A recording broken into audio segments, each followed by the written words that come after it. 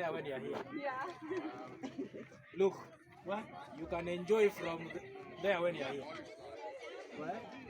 Like you can enjoy. Yes, last night you were there. Yeah. So you can enjoy from there when you are here. Yeah.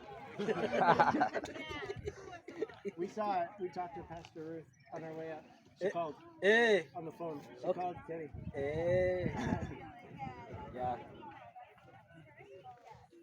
And from calling her, she was like, I saw people climbing. I couldn't.